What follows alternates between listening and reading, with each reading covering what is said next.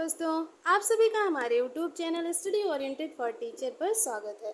दोस्तों, आज से हम स्टैटिक जीके की सीरीज स्टार्ट कर रहे हैं, जिसमें एक एक करके सभी टॉपिक को हम कवर करेंगे। तो सबसे पहले आज की वीडियो में हम फेस्टिवल और सेलिब्रेशन के बारे में पढ़ेंगे, जिसमें हम स्टेट वाइज पढ़ेंगे, अलग अलग सभी स्टेट के बारे में पढ़ेंगे कि कौन सा फेस्टिवल कौन से स्टेट में सेलिब्रेट किया जाता है। तो इस तरीके से सबसे पहले हम आंध्र प्रदेश के बारे में पढ़ते हैं। आंध्र प्रदेश में कौन से फेस्टिवल और सेलिब्रेशन सेलिब्रेट किए जाते हैं। तो चलिए शुरू करते हैं। फ्लैमिंगो जो है ये काफ़ी इम्पोर्टेंट है और ये कई बार एग्जाम में पूछा गया हुआ क्वेश्चन है, फ्लैमिंगो फेस्टिवल। नेक्स्ट है कल्याणोत्सवम, एलम्मा जतारा, दुर्गम्मा विशाखा ये भी इम्पोर्टेंट है और इसको जो है वो राज्य का रंगीन पर्व कहा जाता है, यानी कि आंध्र प्रदेश का ये रंगीन पर्व है दुर्गम्मा विशाखा। ये जनवरी के मिड में सेलिब्रेट किया जाता है। नेक्स्ट है लुम्बिनी जो कि गौतम बुद्ध की जन्म स्थली है। तो ये जो लुम्बिनी महोत्सव है ये गौतम बुद्ध को समर्पित है, जो कि दिसंबर में सेलिब्रेट किया जाता है और ये 3 दिनों तक चलता है, यानी 3 दिन तक सेलिब्रेट किया जाता है। नेक्स्ट है दक्कन महोत्सव, ये 5 दिनों तक चलने वाला सेलिब्रेशन है। और नेक्स्ट है उगादी जो कि बेहद इम्पॉर्टेंट है। उगादी को न्यू ईयर ऑफ साउथ भी कहते हैं। ये जो है कर्नाटका और तमिलनाडु में भी सेलिब्रेट किया जाता है और इसे दक्षिण का नववर्ष भी कहते हैं। नेक्स्ट है पुष्कराल जो है ये आंध्र प्रदेश का फेस्टिवल है। नेक्स्ट है त्यागराज आराधना। ब्रह्मोत्सव जो है ये भी इम्पॉर्टेंट है और ये उगादी, मैंने लिखा नहीं कि ये इम्पॉर्टेंट है, इसको भी मैंने लिख दिया है। नेक्स्ट है भीष्म एकादशी, ये भी इम्पॉर्टेंट है। नेक्स्ट है royal Seema food and dance festival. Next है बन्नी फेस्टिवल जो है ये भी काफ़ी इम्पॉर्टेंट है। तो इस तरीके से हमने आंध्र प्रदेश के फेस्टिवल के बारे में पढ़ा। नेक्स्ट स्टेट के बारे में देखते हैं। नेक्स्ट स्टेट है अरुणाचल प्रदेश में जो है सोलुंग उत्सव जो है ये सेलिब्रेट किया जाता है। इसके द्वारा दुष्ट आत्माओं की रक्षा होती है और इसी वजह से ये फेस्टिवल सेलिब्रेट किया जाता है दुष्ट आत्माओं की रक्षा हेतु। नेक्स्ट है ड्री उत्सव, जो कि जुलाई में सेलिब्रेट किया जाता है, 5 से 7 जुलाई के बीच में।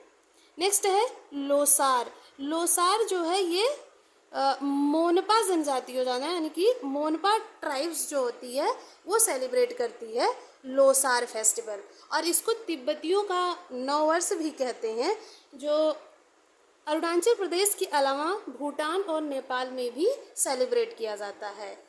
नेक्स्ट है मोपिन फेस्टिवल जो है इसको गालो ट्राइब्स जो होती है वो सेलिब्रेट करती है। गालो ट्राइब्स द्वारा सेलिब्रेट किया जाता है मोपिन फेस्टिवल। नेक्स्ट है सांगकेन जो है ये अरुणाचल प्रदेश का न्यू ईयर है, new year of Arunachal Pradesh, ये भी इम्पोर्टेंट है। नेक्स्ट है पांगसाऊ जो है वो भी अरुणाचल प्रदेश का फेस्टिवल है। नेक्स्ट है माइको महोत्सव। नेक्स्ट है मुरुंग और तमलाडू जो है ये भी इम्पॉर्टेंट है। नेक्स्ट है रेह महोत्सव। नेक्स्ट है चालो लोकू बूरी बूट, ये निसी ट्राइब्स द्वारा सेलिब्रेट किया जाता है। जो निसी ट्राइब्स पाई जाती है अरुणाचल प्रदेश में वो इस फेस्टिवल को सेलिब्रेट करती है, ये भी काफ़ी इम्पोर्टेंट है। और इस फेस्टिवल में बैम्बो ड्रेस जो होती है, ये लोग बैम्बो ड्रेस पहनते हैं और बैम्बो ड्रेस पहन के इस फेस्टिवल को सेलिब्रेट करते हैं। नेक्स्ट है न्योकुम फेस्टिवल जो होता है इसमें भूमि की पूजा होती है, लोग समूह बनाकर सामूहिकता में भूमि का पूजन करते हैं। नेक्स्ट है ब्रह्मपुत्र दर्शन महोत्सव, ये भी अरुणाचल प्रदेश का फेस्टिवल है।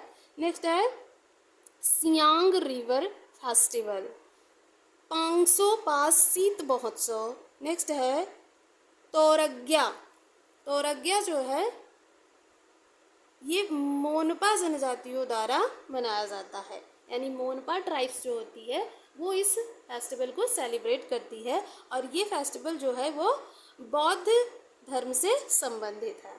नेक्स्ट है खान महोत्सव। खान महोत्सव जो होता है इसमें अरुणाचल प्रदेश के जो लोग होते हैं वो गले में ऊन का टुकड़ा बांधते हैं और ये फेस्टिवल जो होता है वो हर पंथ समुदाय के लोग सेलिब्रेट करते हैं मिलके। नेक्स्ट है जायरो संगीत। जायरो संगीत। तो इस तरीके से अरुणाचल प्रदेश के फेस्टिवल के बारे में हमने जाना।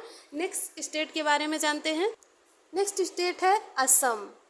असम में बिहू, असम का जो ये बिहू फेस्टिवल है ये बहुत ही इम्पॉर्टेंट है और ये बहुत बार एग्ज़ाम में पूछा गया हुआ है। तो बिहू जो होता है ये 3 टाइप्स का होता है और ये 7 डेज तक सेलिब्रेट किया जाता है। बिहू नृत्य भी होता है, लेकिन नृत्य को हम जब नृत्य वाला चैप्टर पढ़ेंगे तो उसमें जानेंगे। यहाँ पे हम फेस्टिवल के बारे में जान रहे हैं। तो बिहू फेस्टिवल जो होता है ये 7 डेज का होता है और ये 3 टाइप्स का होता है। पहला है रंगोली बिहू। रंगोली बिहू जो है ये अप्रैल में मनाया जाता है और इसको असम का न्यू ईयर भी कहते हैं। नेक्स्ट है कटी बिहू, जिसको कांगल भी कहते हैं और ये अक्टूबर में सेलिब्रेट किया जाता है। नेक्स्ट है भोगाली यानी कि माघ बिहू। माघ बिहू जो है ये जनवरी में सेलिब्रेट किया जाता है और इसको स्टेट फेस्टिवल आप असम भी कहते हैं, यानी कि असम का राजकीय त्यौहार भी कहते हैं बिहू को। नेक्स्ट है मी दम मी फी। मी दम मी फी जो फेस्टिवल होता है इसको अहोम ट्राइब्स जो असम में पाई जाती है वो सेलिब्रेट करती है, ये भी इम्पॉर्टेंट है। नेक्स्ट है बैसगू, ये वोडो जनजातियों के द्वारा सेलिब्रेट की जाती है और ये भी एग्ज़ाम की दृष्टि से इम्पॉर्टेंट है। नेक्स्ट है माजुली।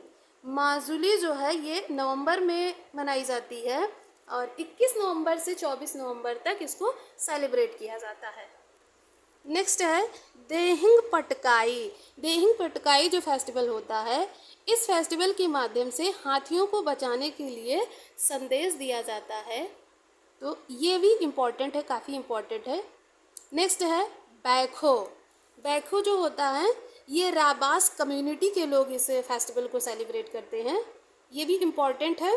नेक्स्ट है अम्बुबाची। अम्बुबाची को पूर्व का महाकुंभ भी कहा जाता है और ये मेनली कामाख्या देवी मंदिर में जो है वो सेलिब्रेट किया जाता है। जून माह में ये 4 दिनों तक सेलिब्रेशन चलता है इसका, अम्बुबाची महोत्सव का। नेक्स्ट है ये भी इम्पॉर्टेंट है, अम्बुबाची जो है ये काफ़ी इम्पॉर्टेंट है। नेक्स्ट है अली आई लिगांग। अली आई लिगांग ये जो है ये मिसिंग ट्राइब जो होती है वो सेलिब्रेट करती है इस फेस्टिवल को। नेक्स्ट है चाय महोत्सव। चाय महोत्सव नवंबर में सेलिब्रेट किया जाता है और जोराहट जो है ये दुनिया की चाय की राजधानी के नाम से जानी जाती है, यानी कि दुनिया की चाय की राजधानी जोराहट को जाना जाता है। नेक्स्ट है करम पूजा।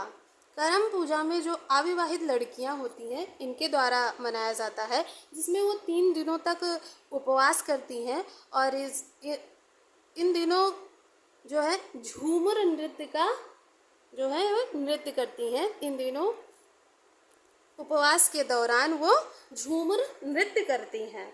नेक्स्ट है हुसरी। हुसरी ये भी इम्पॉर्टेंट है और दौल रोंगकर जो भी इम्पॉर्टेंट है वहाँ पे मैं लिख दूँगी कि ये वाला इम्पॉर्टेंट है। नेक्स्ट है पराग नृत्य, चोमांग कान महोत्सव, भौना उत्सव, बीजिंग महोत्सव, रजनी गबरा और हरनी गबरा। तो इस तरीके से हमने असम के बारे में जाना कि असम में कौन कौन से फेस्टिवल और सेलिब्रेशन सेलिब्रेट किए जाते हैं। नेक्स्ट स्टेट के बारे में देखते हैं। नेक्स्ट स्टेट है बिहार। बिहार में जो है सामा चकेवा। सामा जो है ये चकेवा पक्षी प्रवास उत्सव है और ये इम्पॉर्टेंट है, जो इम्पॉर्टेंट होगा वो मैं लिखती जाऊंगी। बिहुला, बिहुला यानी कि बिसारी पूजा। नेक्स्ट है जीतिया, ये भी इम्पोर्टेंट है, ये वाला भी इम्पोर्टेंट है। नेक्स्ट है सोहराई, सरहुल। सरहुल जो है ये आदिवासियों का नववर्ष है और ये 4 दिनों तक मनाया जाता है। फूलों और नए पत्ते आने का त्योहार है सरहुल। नेक्स्ट है कर्मा, कर्मा। इसके अलावा छठ पूजा, जो बिहार का बहुत ही प्रसिद्ध फेस्टिवल है छठ पूजा। ये 4 दिनों तक चलता है, जिसमें जो है षष्ठी आप शुक्ल पक्ष के षष्ठी को ये मनाया जाता है और इसमें the setting rising sun is worshipped, उगते हुए सूर्य और डूबते हुए सूर्य की पूजा होती है।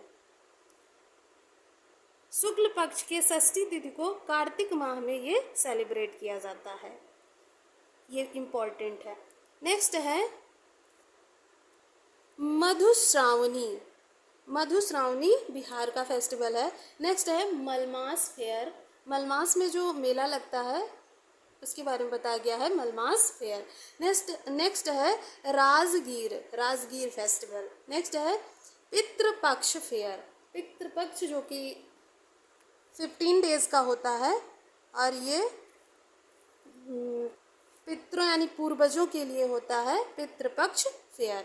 नेक्स्ट है Sonpur animal festival, Sonpur animal festival जो है ये दुनिया का सबसे बड़ा मेला होता है और ये बिहार में मनाया जाता है। तो इस तरीके से हमने स्टेट वाइज देखा फेस्टिवल एंड सेलिब्रेशन को कि कौन कौन से फेस्टिवल किस स्टेट में मनाए जाते हैं। अगली वीडियो में हम नेक्स्ट स्टेट के बारे में जानेंगे। तब तक के लिए बाय बाय। एंड अगर आपने हमारे चैनल को सब्सक्राइब नहीं किया है तो सब्सक्रिप्शन